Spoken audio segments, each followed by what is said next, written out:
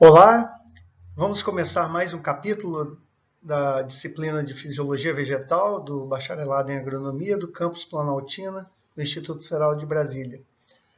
Hoje nós vamos tratar do quarto capítulo, que é a nutrição mineral de plantas, e eu aqui dividi em duas partes para facilitar. Não vai ficar muito longo. A primeira parte nós vamos estudar os nutrientes, a produtividade, o metabolismo, como é que os nutrientes são incorporados e como são transportados e absorvidos também pelas raízes. Na segunda parte, nós vamos falar um pouquinho sobre avaliação nutricional, um pouco sobre deficiência de nutrientes e como corrigi-las.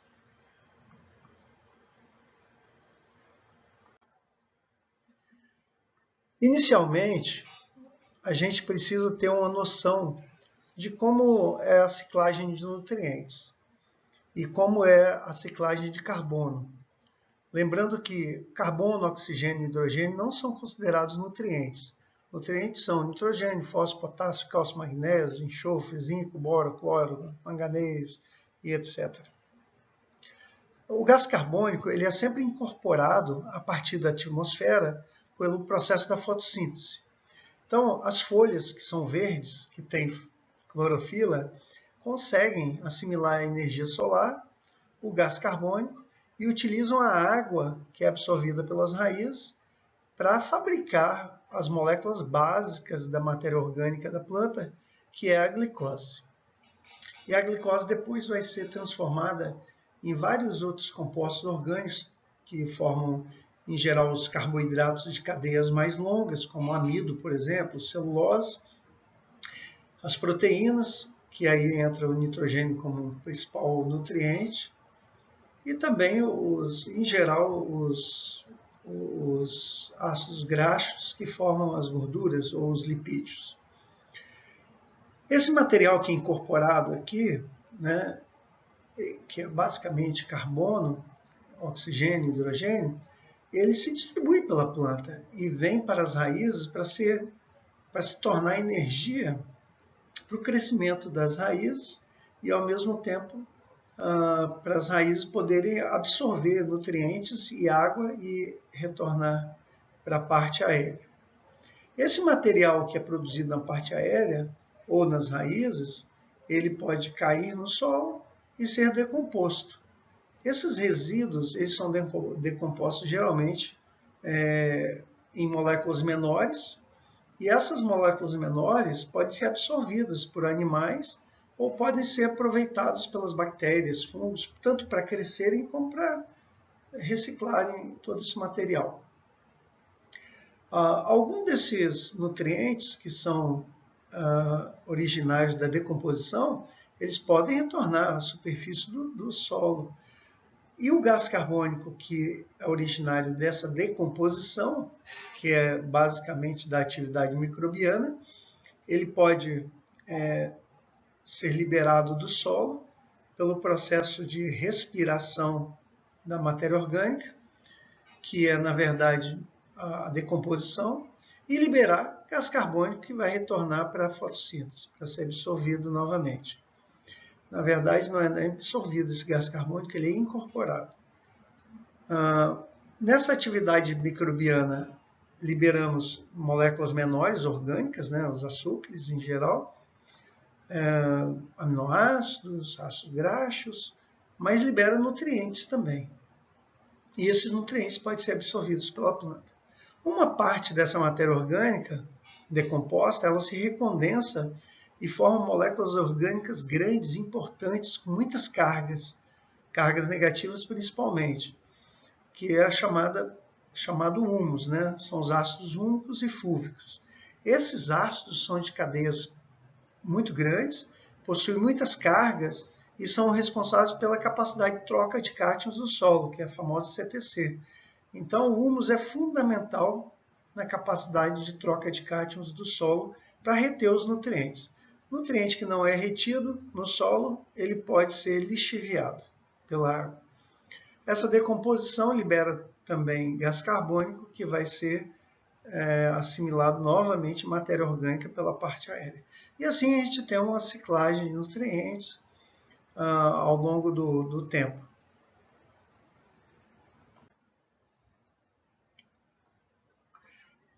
composição vegetal basicamente é água.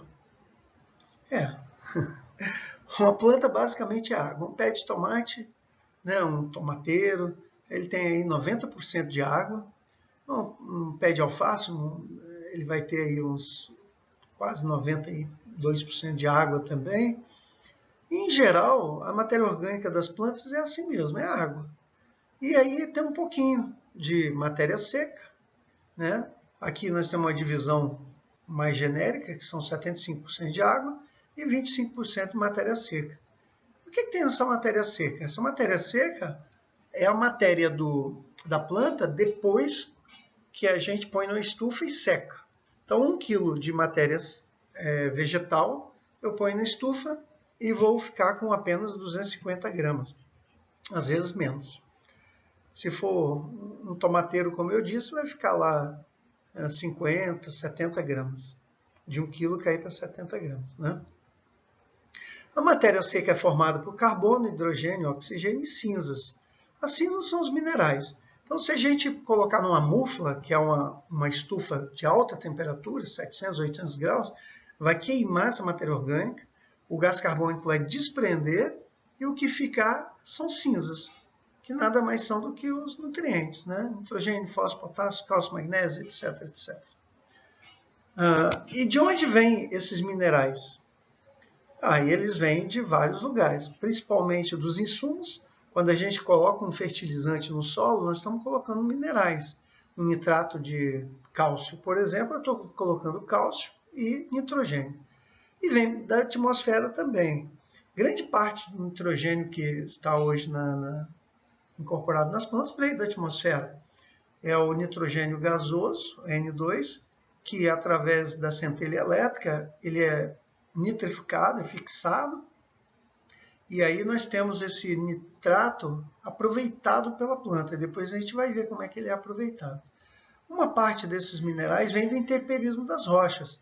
A rocha, originariamente, ela tem nutrientes. E aí quando ela se decompõe, quando vai formando a argila, ela libera nutrientes. O solo, que é formado a partir das rochas, ele tem esses nutrientes já liberados. Existe também uma fixação biológica de nutrientes, né?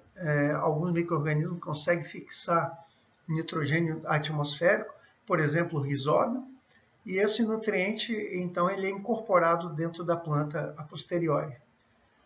E a ciclagem? Então, os nutrientes estão sempre em ciclagem. A raiz absorve o nutriente, vai para a folha, cai no solo e, novamente, a decomposição libera nutrientes para as plantas.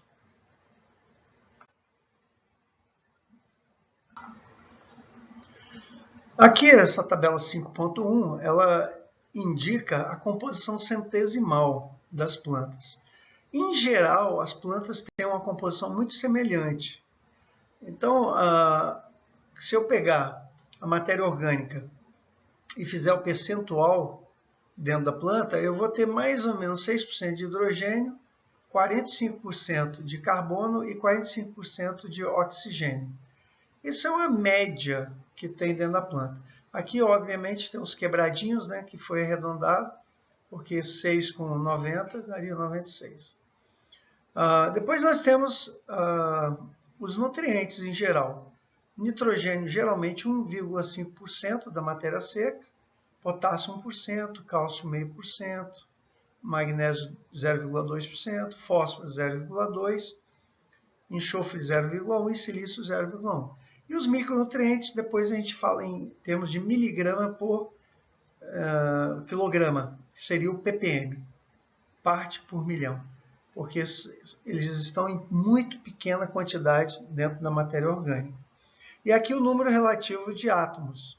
Então, é só para a gente ter uma ideia de como que é a composição centesimal de uma matéria orgânica, e a gente vê aqui que a massa seca basicamente é carbono, oxigênio e hidrogênio. E depois um percentualzinho de nutrientes. E é importante destacar aqui a função do nitrogênio, porque o nitrogênio é essencial para a produção da clorofila e para as proteínas. são constituintes básicos de todas as membranas, todas as células, né? O nitrogênio, ele geralmente é requerido em maior quantidade, né? E tanto ele como o potássio.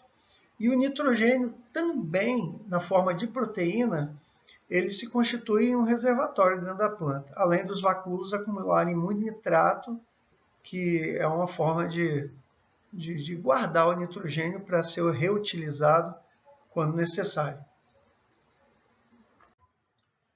Da mesma forma que os macronutrientes, os micronutrientes também têm sua composição centesimal e estão dados em ppm, né? 100 ppm, 100, muito diferente dos macronutrientes que vêm em percentual. Chega aqui o níquel e molibdênio a 0,1 ppm. Então seria um número muito pequeno se a gente fosse usar em percentagem.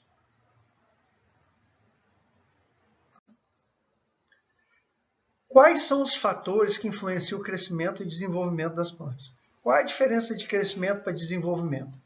Crescimento é o ato da planta se tornar maior. Ela vai crescendo em altura, né, em diâmetro. E o desenvolvimento, que se compõe também de crescimento, o desenvolvimento ele não é somente o crescimento da planta, mas também as mudanças metabólicas que ela sofre para frutificar, para florescer, frutificar e depois até perder folhas, às vezes a senescência ou até a morte. Então, tudo isso faz parte do desenvolvimento da planta. São as fases.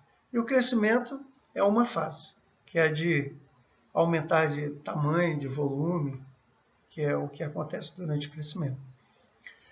As plantas estão sempre sujeitas aos fatores de solo, né? Nós vamos falar detalhadamente sobre eles, aos fatores da própria planta, que é intrínseco à planta, faz parte dela.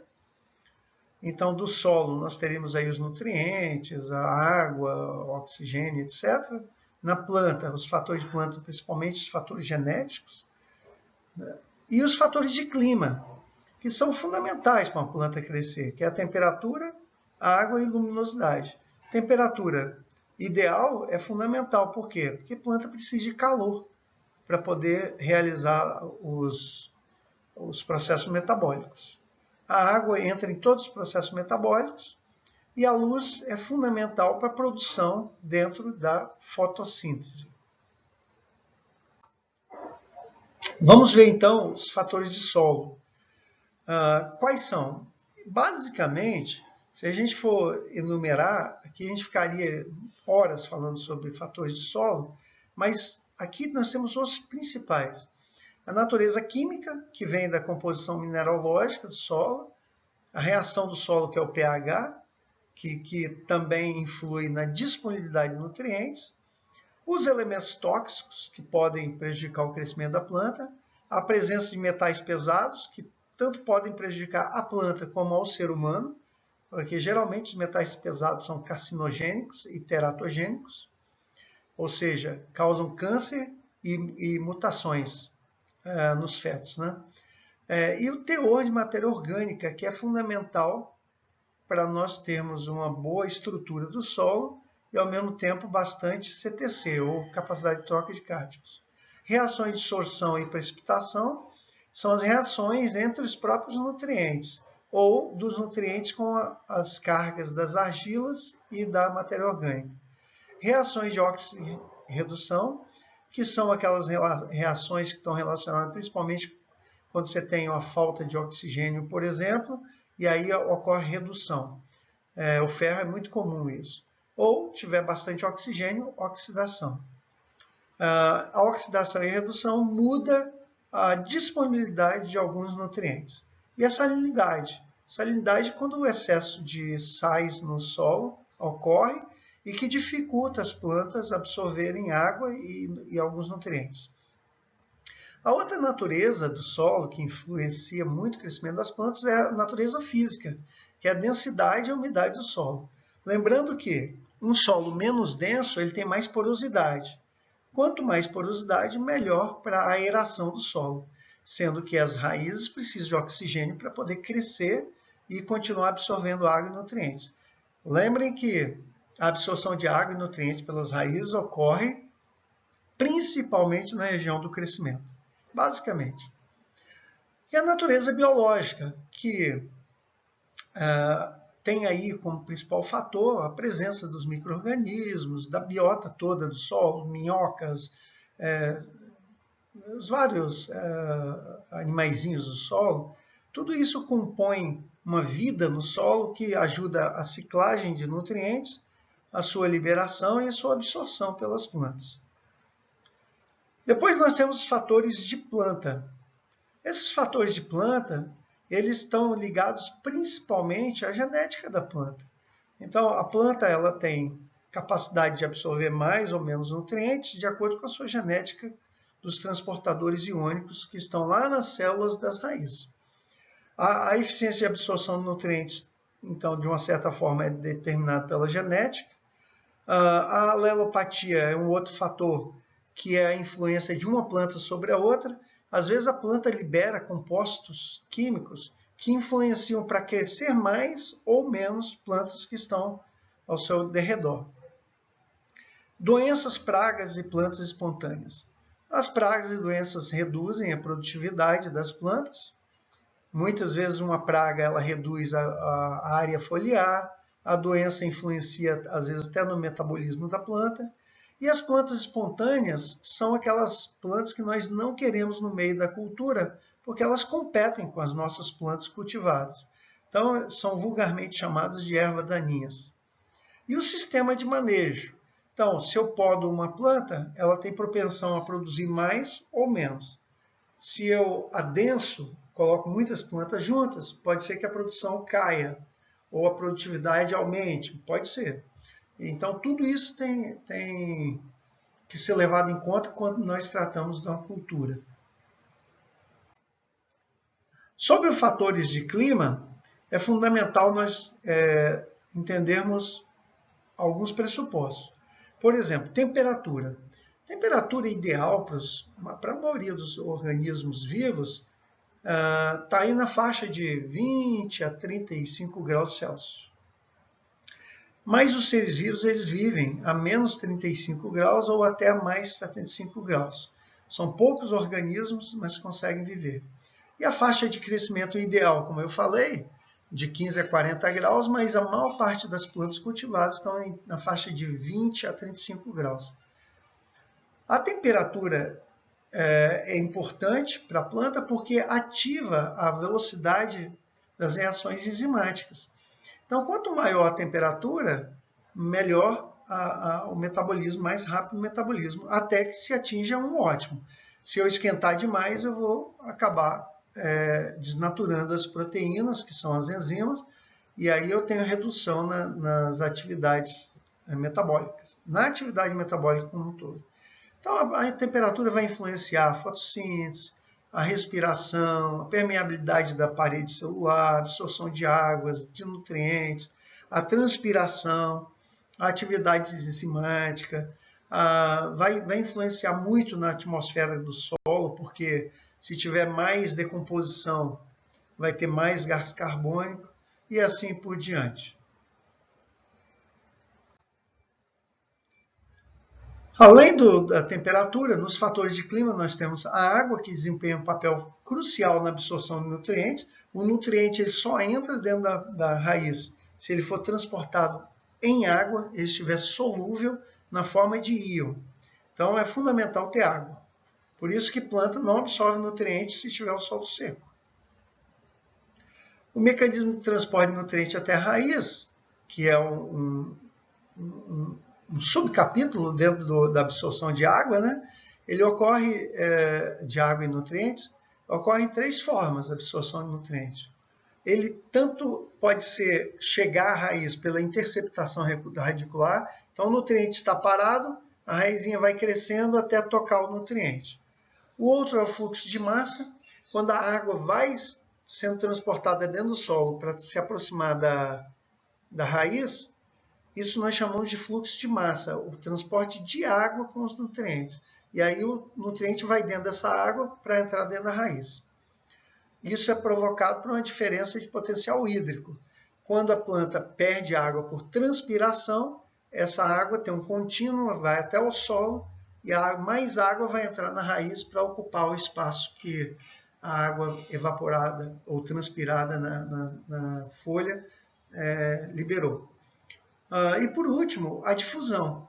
Nem sempre o transporte de água é suficiente para levar todo o nutriente que a gente precisa até a raiz. Então, no caso do fósforo, por exemplo, que está em baixíssima concentração no solo, na solução do solo, precisa de, além da solução que está indo em direção à planta, que entra na raiz, ele precisa se deslocar por difusão, sempre do meio mais concentrado para o menos concentrado, que é a região de absorção em volta da raiz. Então, a raiz absorve o nutriente em volta da raiz, essa região fica com déficit de nutriente, com a concentração baixa, e o nutriente da concentração mais alta vai ocupar esse espaço. Isso chama-se difusão. Esse quadro mostra a participação dos mecanismos de transporte de nutrientes da cultura do milho com 13 dias de idade. Então foi feito um cálculo, né? Nós temos técnicas para fazer isso, e basicamente são cálculos feitos a partir da água que é absorvida pela planta e os nutrientes que são absorvidos com essa água e o volume de raiz crescido. Então o volume de raiz indica a interceptação radicular, que é o quanto que a raiz consegue chegar ao nutriente, o fluxo de massa, quanto que veio de nutrientes por meio do fluxo de massa com a água que foi absorvida, e por último o restante é a difusão. Vejam que nutrientes como fósforo e potássio têm uma influência muito grande da difusão. Preciso da difusão para poder ter esses nutrientes disponíveis dentro da raiz. Já o cálcio, ele é basicamente ele vem por fluxo de massa junto com o magnésio. Por quê? Porque eles estão em grande concentração na solução nutritiva, que é a solução do solo, né? Os micronutrientes, em geral, eles conseguem ser atendidos às plantas por interceptação radicular, porque eles são requeridos em muito pequena quantidade.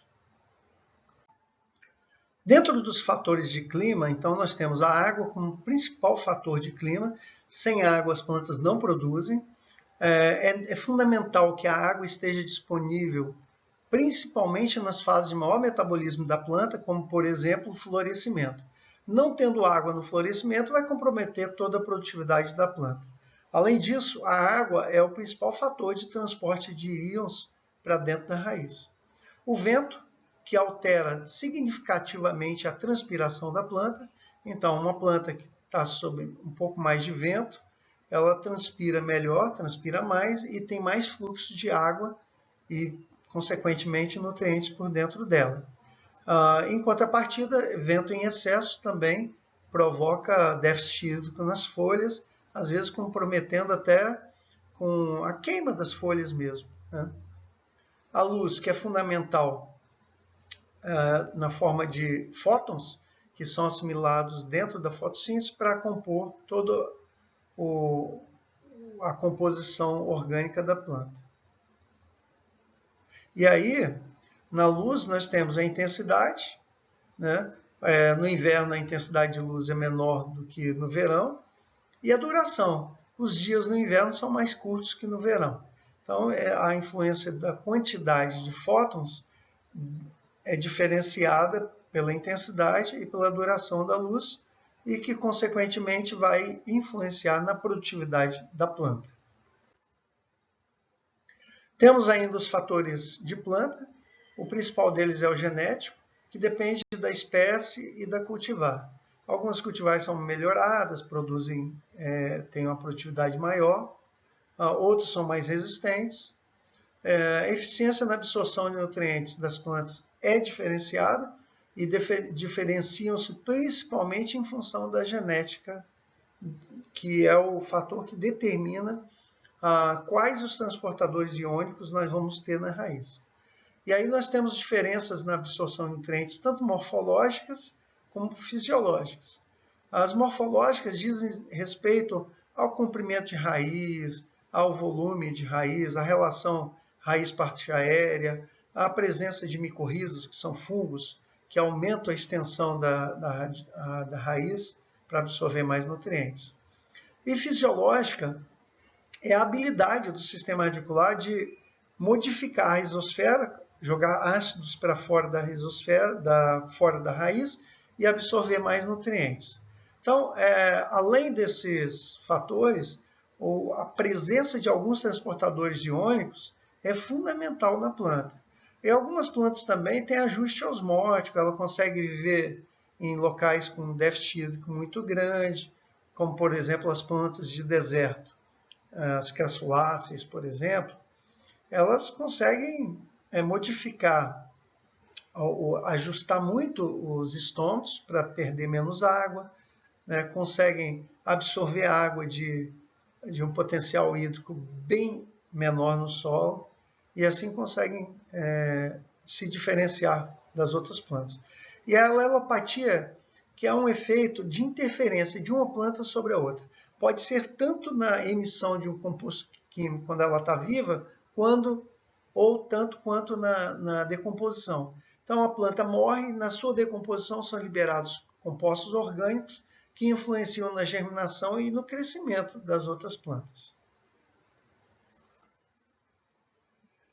Ainda nos fatores de planta, nós temos as pragas e as doenças que afetam tanto a área foliar como que aí depende também da área foliar, depende da fotossíntese.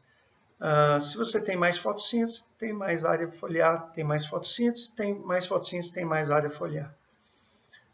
E as pragas interferem muito nessa questão. As plantas espontâneas, que são, como eu já falei anteriormente, plantas que nós chamamos de invasoras das culturas, que nós não desejamos que estejam lá. Elas são espontâneas, acontece, nós não plantamos, elas vão nascendo e às vezes a gente tem que cuidar, né? Capinar para poder tirar daí, porque elas competem por água e por luz com as plantas cultivadas. O sistema de manejo, né? Se ele é um sistema convencional, que a gente ara o solo, gradeia, né? Destrói a estrutura do solo, ou um cultivo mínimo, ou até mesmo plantio direto, que interfere o mínimo possível no solo, na estrutura do solo. E quais são os nutrientes minerais? Os nutrientes minerais são aqueles obtidos na forma de íons inorgânicos do solo. Então, muita gente fala que as plantas absorvem os sais minerais. A planta não absorve sal, absorve íon. Então, o sal, uma vez na água, que é a solução do solo, né, ele vai se ionizar e a planta vai poder absorver. E é absorvido basicamente pelas raízes. Ah, professor, mas a folha também absorve nutrientes? Absorve, é muito pouco. Então, às vezes a gente precisa de colocar um micronutriente, que é pouquinho, que a planta precisa, a gente pulveriza nas folhas e ela absorve a contento. Agora, o volume mesmo que a planta absorve, a maior parte vem pela raiz.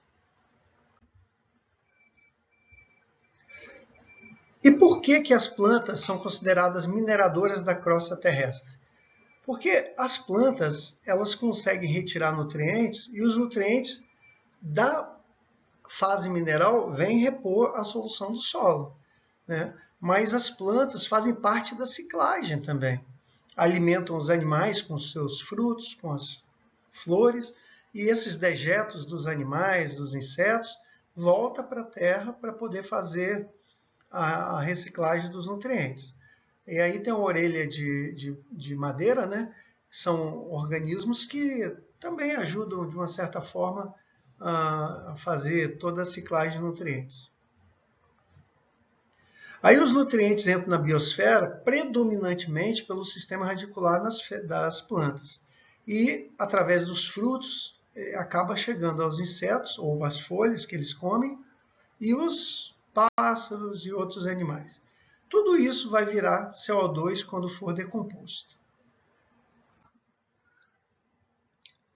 E por que elas são mineradoras eficazes? Porque as plantas elas são ativas na absorção dos nutrientes. Uma raiz ela expulsa prótons, né, o íon H+, que é o acidificador, que é o íon hidrogênio, ela extrusa põe para fora da raiz, e essa acidez em torno da raiz promove a dissolução de muitos minerais que acabam liberando os nutrientes para a planta absorver. E aí, com as micorrizas, essa área de absorção ela aumenta enormemente. Então, as raízes têm grande área de absorção e as raízes têm a capacidade de absorver íons em baixas concentrações que estão disponíveis. E isso faz uma reciclagem e acaba concentrando íons na parte mais superficial do solo. E aí a gente fala, né, a população fala, a melhor parte da Terra é a parte superior, é a primeira camada. E é verdade, porque é aí que estão as maiores concentrações de nutrientes e de matéria orgânica. As endomicorrizas, bom, primeiro micorrizas são associações de fungos com raízes. E essas associações, que elas estão presentes na natureza, né, há muitos milhões de anos, elas basicamente estão discriminadas em endomicorrizas e ectomicorrizas. Então vamos ver a endomicorriza. As endomicorrizas, elas têm uma hifa externa que se prolonga para dentro das células e coloniza algumas células na forma de arbúsculo. Toma literalmente a célula. E esses arbúsculos, eles conseguem liberar nutrientes que vão ser absorvidos pelas outras células da planta e vão distribuir para toda a planta para melhorar a distribuição de nutrientes, né? a nutrição da planta. E, ao mesmo tempo, alguns trabalhos mostram que ela ajuda a absorver água também. E tem as vesículas, que também são áreas de alta concentração de nutrientes. E aí algumas têm um enovelamento, né, interno, e a colonização. Esse tipo aqui, sem enovelamentos, chama-se arum. Né? Os arbustos são intracelulares. E esse tipo de colonização é o tipo Paris, que forma novelos intracelulares de hifas nas células corticais das raízes. Então, esse enovelamento que ocorre dentro das células diferencia esse modelo Paris do modelo Arum. As ectomicorrizas, por sua vez, como o nome já diz, ecto é para o lado de fora. Elas não fazem enovelamentos ou arbúsculos dentro das células.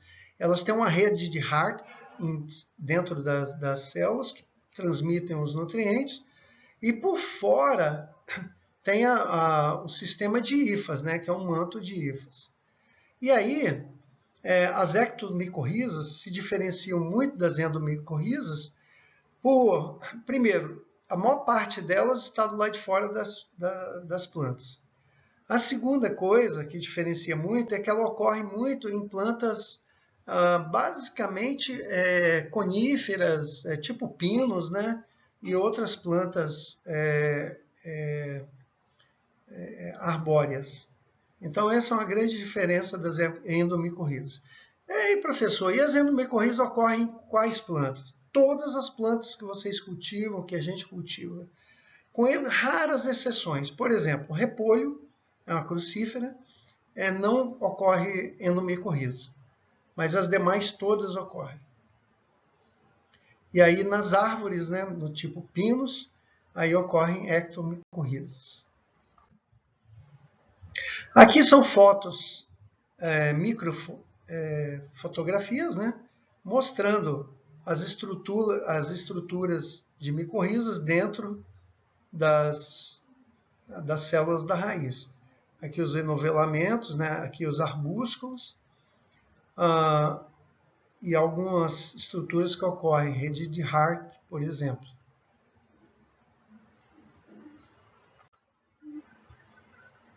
Aplicações da atividade mineradora das raízes das plantas é inúmera. Cada vez mais se descobrem capacidades das plantas, né? Então, uma a atividade mineradora é a fitorremediação. O que é fitorremediação? É remediar com plantas. Fito, plantas, né? E remediar é remediar uma situação que está ocorrendo. Então, nós temos aí alguns solos contaminados que nós podemos usar essa atividade mineradora da planta para absorver esses íons, retirá-los do solo e passar para a parte aérea. E essa parte aérea depois a gente pode juntar em um local para limpar esse solo. Por exemplo, isso acontece muito em áreas contaminadas com elementos radioativos ou em áreas que tenham contaminação com metais pesados, que são carcinogênicos. Então a gente põe a planta no solo, retira esse elemento do solo, né? Ele fica na parte aérea da planta e a gente corta a parte aérea, pode levar para outro local para limpar esse solo. Biotecnologia dos jardins filtrantes na despoluição da Lagoa de Pampulha é um projeto que existe e que faz uma limpeza muito grande das águas que passam por lá, né? Então, as plantas fazem o tratamento basicamente por 4 processos. Fitovolatilização, quando os elementos que são absorvidos pelas plantas, eles são volatilizados para a atmosfera. Fitodegradação, quando eles são quebrados, né, ocorre um metabolismo interno na planta e quebra essas moléculas. Como, por exemplo, as moléculas orgânicas de algum agrotóxico, por exemplo, é feita a biodegradação. Fitoextração, quando ocorre a extração pela planta, eu já falei esse exemplo anteriormente, e a planta pode ser levada para outro local. E a risodegradação, quando a degradação dos contaminantes ocorre por micro-organismos na rizosfera, no sistema radicular dessas plantas. Então, essas plantas elas estão aí em jardins filtrantes para poder ajudar a fitorremediar. Aqui nós temos um modelo relativamente simples, um desenho, onde você tem uma caixa de retenção dos resíduos sólidos, né? Uma fossa reator, essa caixa retém gordura e essa água que veio da filtração das raízes, ela consegue ser fitorremediada pelas plantas. E aí, finalmente, nós temos a água tratada para reuso ou descarte, e aí com peixinhos, é uma água já mais pura. Então, aqui nesse ambiente, nós vamos ter extração de metais pesados e outros materiais que podem ser tóxicos, né? Por exemplo, moléculas orgânicas de agrotóxico, que podem ser fitorremediados, e aí a água vai sair pura ou para reuso ou descarte. E aí nós temos também para esse material a produção do composto, né? Esse chorume, que é o líquido escuro gerado em lixões ou aterros sanitários, em decorrência da percolação das águas de chuva pela massa do lixo. Então a água passa pelo lixo e sai esse chorume. Pode ser usado para produzir composto. Se jogar no meio ambiente, ele é um poluente. Se fizer composto, ele vira um biofertilizante. Para tratamento do chorume, os efluentes são direcionados até o jardim das plantas, né, o que eu mostrei anteriormente, onde há o processo de mineralização e descontaminação pela ação das raízes e dos micro-organismos existentes nas plantas. Depois disso, a biomassa da planta é seca por evapotranspiração e aí você obtém o composto que pode ser usado como adubo. Aí você vai ter os nutrientes na matéria orgânica das plantas. Aqui é um desenho, aqui é uma foto, né, do ambiente lá em Curitiba, onde tem um jardim filtrante para melhorar a qualidade dessa água para reuso. O Rio Sena foi feito também um jardim filtrante, né, e despoluiu o rio. Hoje é bem limpinha a água lá. Aqui em Paris, né, um jardim filtrante, E essa é uma proposta ecológica que economiza muita energia, né? Porque são as plantas que estão fazendo o trabalho para a gente. Nós temos várias formas de estudar a nutrição mineral de plantas. Uma delas é utilizando o sistema hidropônico. Então, a gente vai ver aqui muito pouco sobre hidroponia, mas é o básico para a gente entender como é que funciona. Todo sistema hidropônico tem que imitar um pouco o que acontece na natureza. Porém, é muito mais restrito. Não é como um solo, que é bastante complexo. Né? No sistema hidropônico, a gente geralmente tem uma câmara onde tem a solução nutritiva, onde fica a água e os nutrientes dissolvidos. E aí, dissolvidos, eles se ionizam, nós temos íons dissolvidos na água. Esses íons na água chamam-se solução nutritiva. Porém, solução nutritiva tem que ter uma coisa fundamental para o crescimento das raízes, que é o oxigênio. Então, aqui nós temos um sistema com a bombinha de ar, tipo de aquário, que vai bombear oxigênio para a solução e vai atender as raízes. Isso é um sistema bem simples, muito comum em pesquisa, em vasos. Aqui nós temos um outro sistema que é um pouco semelhante ao anterior, porém esse sistema aqui ele tem um bombeamento de ar numa solução e essa solução ela é bombeada num canal que tem as plantas sustentadas. Isso imita muito o que nós temos comercialmente chamado de fluxo laminar de nutrientes, ou NFT, Nutrient Film Technique, em inglês, NFT. É a técnica do filme de nutrientes, porque um filme de solução nutritiva passa pelas raízes e retorna ao leito, ao reservatório. Esses sistemas atuais não usam bombeamento de ar, porque o próprio bombeamento de solução já faz a oxigenação do sistema. Sempre assim, um reservatório com a solução, uma bomba, bombeia pelo canal um filme de solução nutritiva que retorna por gravidade para o sistema hidropônico. Existe a aeroponia também, que é um sistema um pouco diferente, onde há aspersão da solução nutritiva nas raízes. É um sistema muito interessante para o clima tropical, porém ele gasta mais energia, né, e tem que ter um pouco mais de tecnologia para ser feito o sistema. As plantas ficam literalmente penduradas, com as raízes penduradas, sendo aspergidas com um aspersor.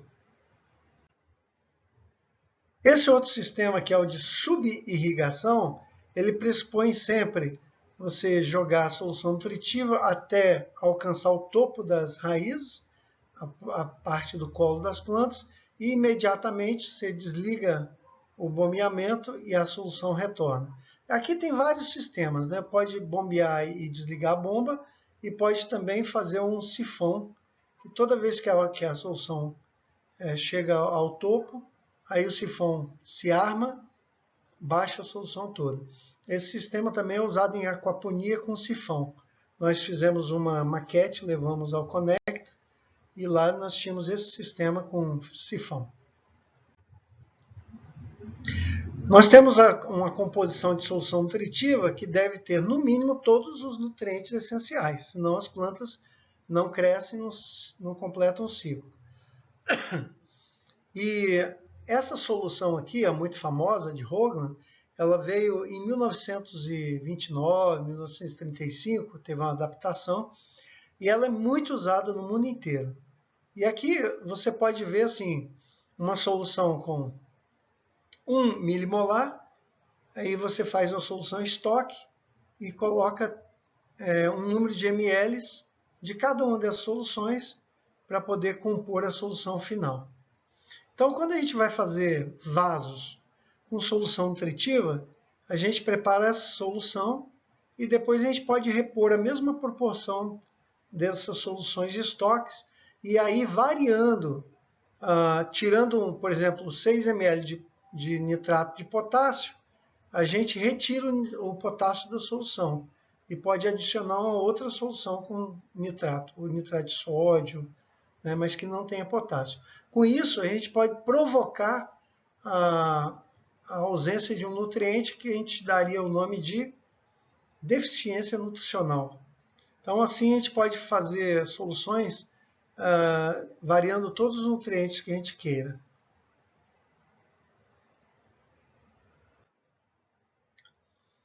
Em relação à produtividade e o conteúdo de nutrientes da planta, né, a gente tendo todos os nutrientes na solução, a gente vai aumentando os nutrientes na solução do solo ou na solução nutritiva e obtém o máximo de crescimento das plantas ou de produtividade, que nós chamamos de zona adequada.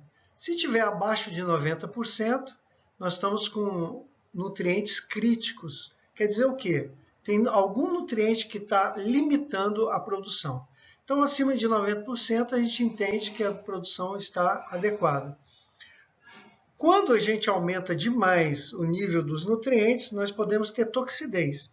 E aí é como um veneno e um remédio, né, do Paracelsus. Se tiver muito pouquinho, né, pode ser um remédio. E se tiver demais, pode ser um veneno. A toxidez nos nutrientes é esse caso. Então não adianta ter nutrientes em excesso, que nós vamos estar na zona de toxidez e a planta vai perder produtividade.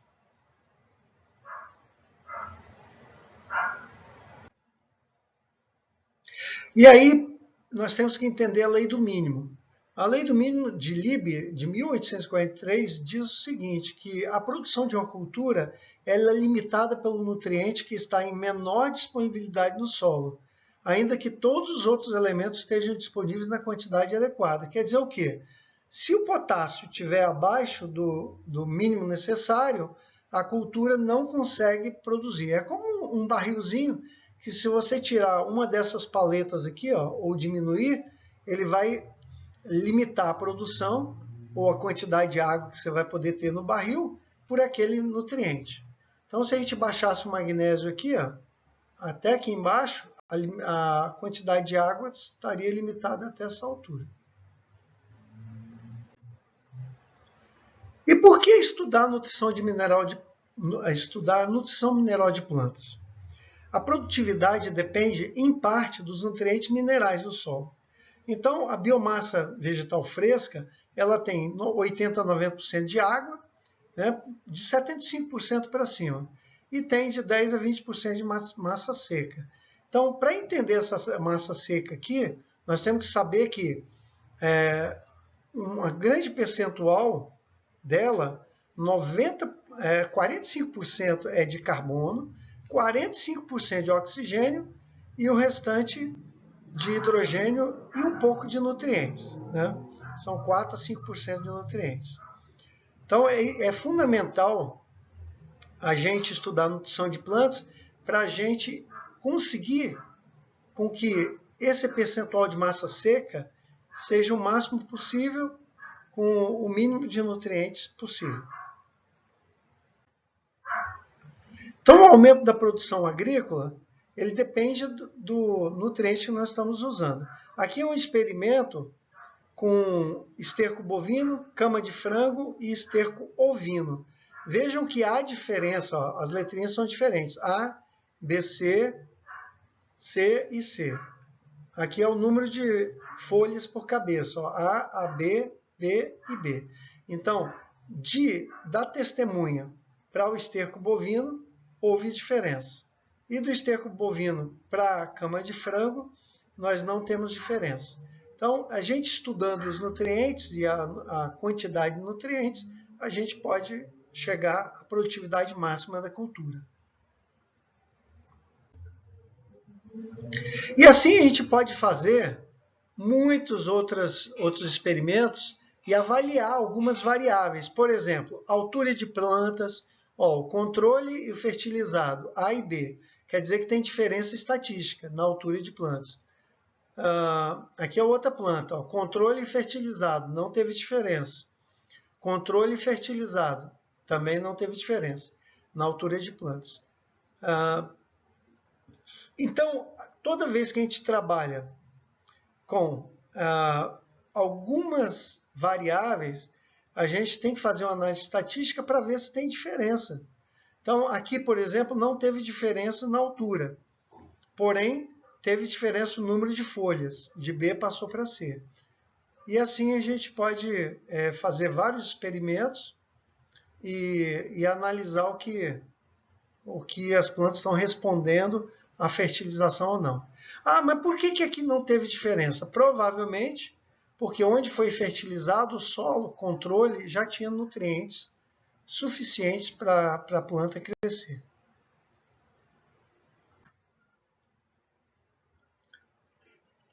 Então, a primeira coisa que a gente faz quando a gente vai fazer um experimento, ou qualquer outro tipo de análise, né, com plantas, é fazer a análise preliminar do solo, para ver o que a gente vai colocar. E aí a gente pode fazer uma análise de solo, ver quanto que precisaria para essa planta crescer bem, e a gente faz os experimentos. Coloca nutrientes para chegar no bom crescimento, coloca o dobro e coloca a metade. No mínimo isso para a gente poder conseguir fazer uma curva de avaliação da fertilidade. Depois, no final, também a gente faz análise de tecido vegetal para ver se os nutrientes estavam em quantidade ideal nas folhas e análise final do solo para ver o que restou lá, né? Se houve depleção de nutrientes ou não. O que é a depleção? Se houve a redução do nível dos nutrientes. Isso tudo são técnicas de estudo de nutrição mineral de plantas com solo. A classificação dos nutrientes, ela depende essencialmente da quantidade dos nutrientes. Então, macronutrientes são aqueles que são exigidos em grande quantidade pelas plantas e micronutrientes em pequenas quantidades. Existem alguns autores que falam em mesonutrientes, né? Ou oligonutrientes. Oligonutrientes seriam os nutrientes que são requeridos em quantidade intermediária entre macro e micronutrientes. Existe uma outra classificação também com os nutrientes imóveis e móveis. E existe alguns que têm baixa mobilidade. Vamos ver um pouco sobre isso. Os nutrientes obtidos da água, eu já falei antes, são hidrogênio, carbono e oxigênio. Os macronutrientes são obtidos de sais e em grandes quantidades. Então, o percentual deles é muito usado, por quê? Porque a quantidade pressupõe números pequenos, 1,5%, 1%. Mas os micronutrientes são requeridos em pequenas quantidades. Então, eles seriam 0,001%, 0,00001. E a gente usa, então, ppm. ppm é parte por milhão ou miligrama por decímetro cúbico.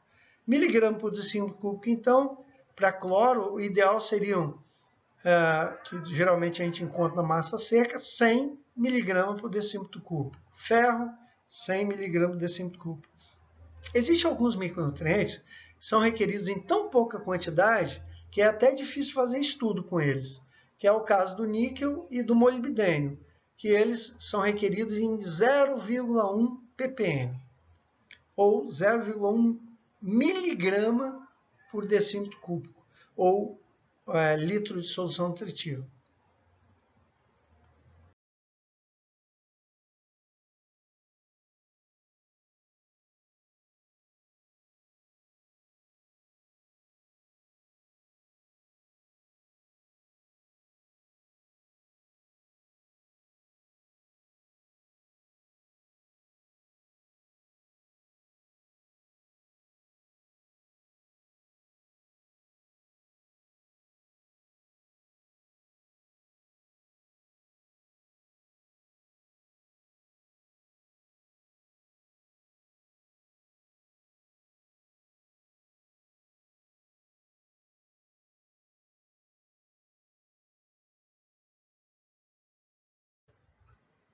E aqui nós temos os 17 elementos que são os nutrientes essenciais para as plantas. Aqui não são nutrientes, carbono, hidrogênio e oxigênio. Aqui nós temos os nutrientes e temos silício e cobalto, que são benéficos. Então, os nutrientes seriam nitrogênio, fósforo, potássio, cálcio, magnésio, enxofre, boro, cloro, cobre, ferro, manganês, molibdênio, níquel e zinco.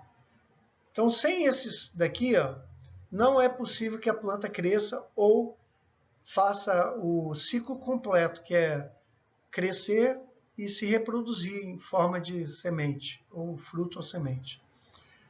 E os benéficos são elementos que auxiliam muito. Por exemplo, o cobalto, ele auxilia na fixação de nitrogênio para soja, feijão.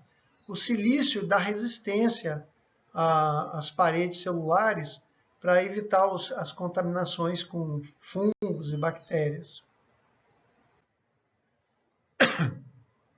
E nós temos os critérios de essencialidade dos nutrientes. Então, quais são esses critérios? São 3. E esses a gente tem que tê-los na mente. Primeiro, na ausência de um elemento, daquele elemento a planta não completa o ciclo de vida. Então, ele quer dizer que é essencial. O elemento não pode ser substituído por outro, quer dizer que é essencial. Então, eu não posso substituir, por exemplo, o potássio por sódio.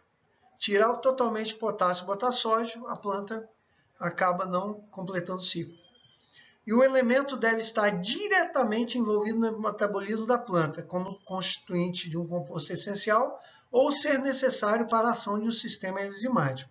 Então, o caso do potássio, por exemplo, ele não faz parte de uma molécula, mas sem ele não é possível o metabolismo. Ele faz parte na ativação de várias enzimas. Os cátions são os íons com as cargas positivas. Então, os cátions que as plantas absorvem são o potássio, sódio, o hidrogênio, o cálcio, o magnésio. E os colóides do solo têm cargas negativas que atraem esses cátions.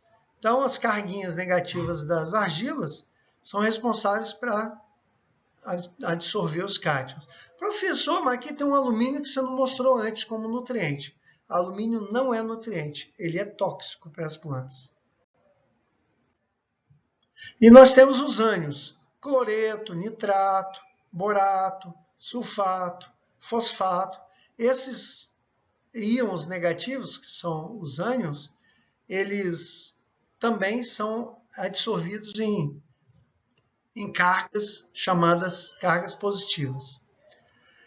E esses elementos todos têm sua disponibilidade no solo muito dependente do pH.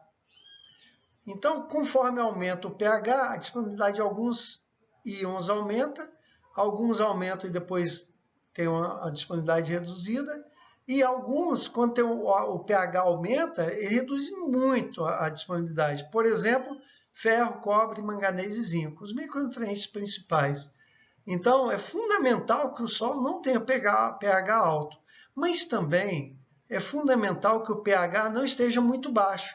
Por quê? Se estiver abaixo de 5, por exemplo, a disponibilidade de potássio, cálcio, magnésio é muito reduzida. Fósforo, nitrogênio também cai. Agora, um pH muito baixo, em geral nos solos tropicais, vai ter muito alumínio disponível. Então, solo abaixo de 5,5, abaixo de 5,5, 5,6, ele começa a ter muito alumínio disponível e isso é prejudicial porque ele é muito tóxico para as plantas.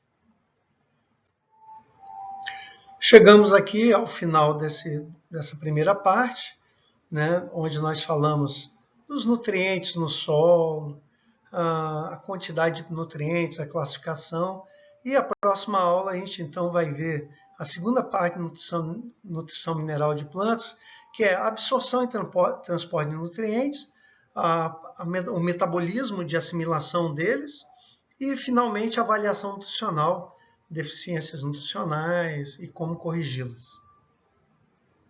Obrigado.